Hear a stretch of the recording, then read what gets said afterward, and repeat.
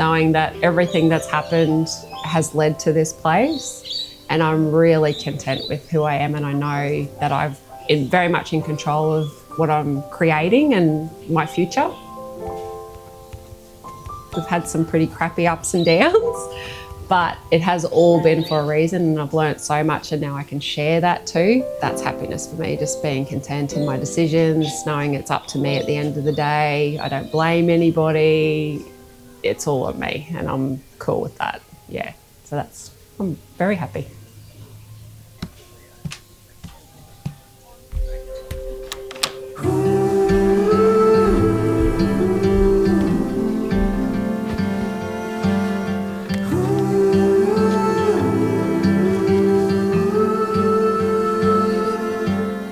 So my name is Petra.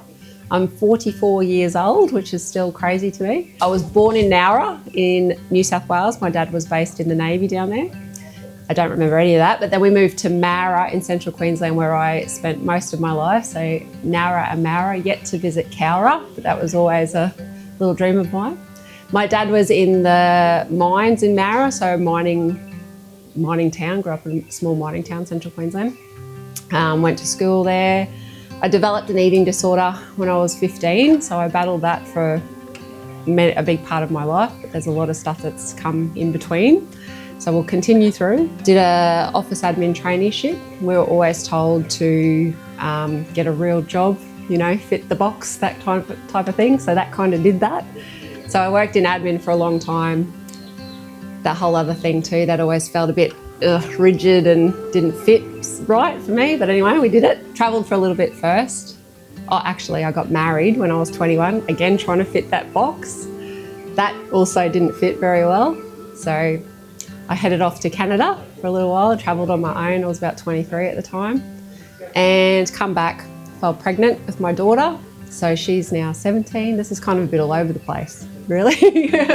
But so I had her when I was about 28. So then started to deal with letting go of the eating disorder, really. Thought I had entered into a really abusive relationship. So instead of kind of treating myself poorly, I allowed somebody else to. So the same symptom was still there, but the problem was me predominantly. My own self-belief and, things like that. So left that relationship, entered into another relationship that was quite similar, and it took that relationship for me to go, oh, I seem to be the common theme of this issue, and I started to do a lot of self-work at that point.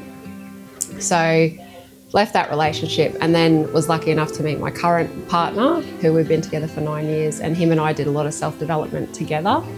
So I left admin work, the mining industry, and started a beauty business because that was kind of what felt like it fit more at the time. Did that, and then within that business started to therapize people, but could only go so far with the therapy. So that's what's led me to be a therapist now, to want to help people.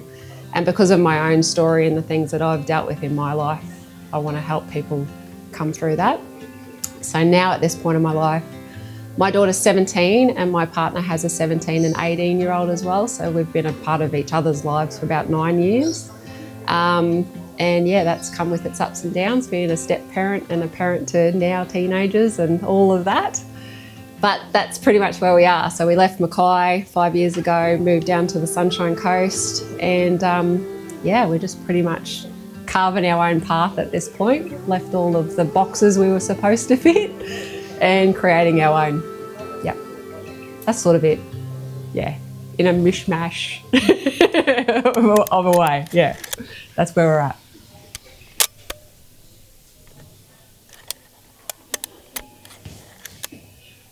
If you could teach your younger self one lesson, what would it be?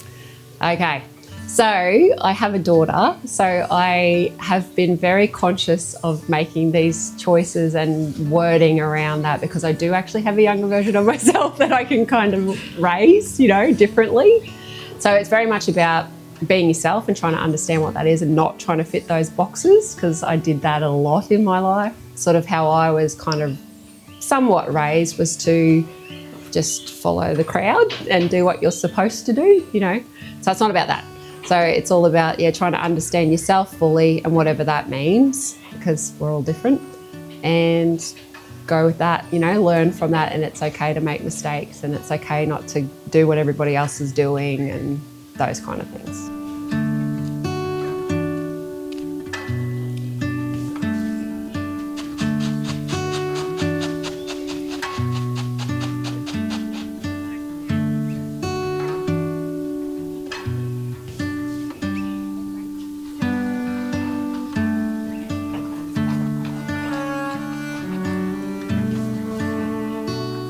Who has been your greatest love? Well, me.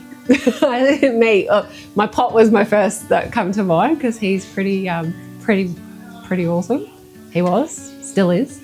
But me, that path to finding that has been pretty huge, because there was a big part of my life where I really, truly did not love myself and didn't understand what that does, the magnitude of actually feeling that for yourself and what that does for your life. And it didn't matter at the time, I just didn't get it. Everything that I do now is initially for myself and has to be, and then everything else flows from there, of course. But it would be me, yeah.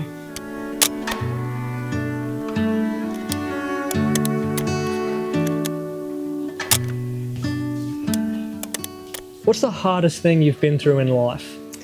Okay, the hardest thing. The eating disorder thing was a very hard thing. It's bigger than a thing for sure.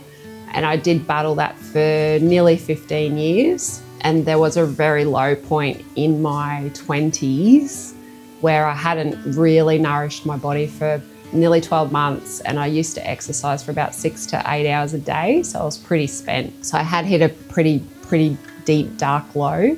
And that was actually where I found hypnotherapy, because it did pull me out of that. So that was pretty hard experience. But then also living in an abusive relationship and knowing better that you're constantly going against your own intuition. So that was really difficult. And actually the having left it part was probably the easier part, or like leaving was easier than living in it. But living in it was an internal battle all the time, constantly. Those two things were probably definitely the hardest things I've ever lived through.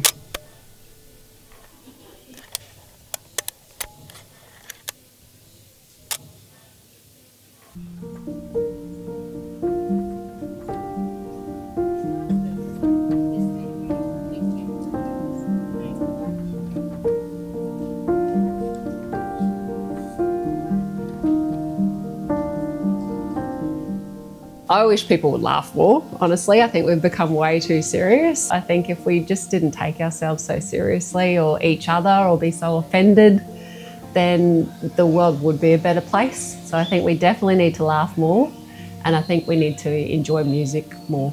I think that's an integral that's been a big part of my survival. So those two things, keeping things light and humorous is nice. Yeah, basic, yeah. And what do you think the next chapter of your life will look like? So my plan is to grow my business. So I want to grow that online so I've got a bigger reach so that I can help more people. Like more freedom comes with that too, with more travel, and our kids are also at ages where they're like becoming really independent. So we're sort of just about to step into a whole new freedom, a lot of freedom. So we've got plans to travel and potentially live overseas and all those kind of things. But I definitely want to expand what I'm doing because I just want to help more people. I want to have more reach in that regard.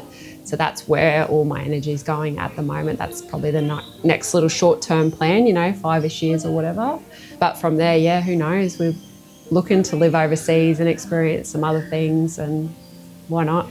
That's what we're here for, I think. So yeah, that's the plan. Well, that's excellent. I really appreciate you taking the time to sit down with us and be a part of this project. Thanks for having me. Thank you again. Yeah, awesome. No worries.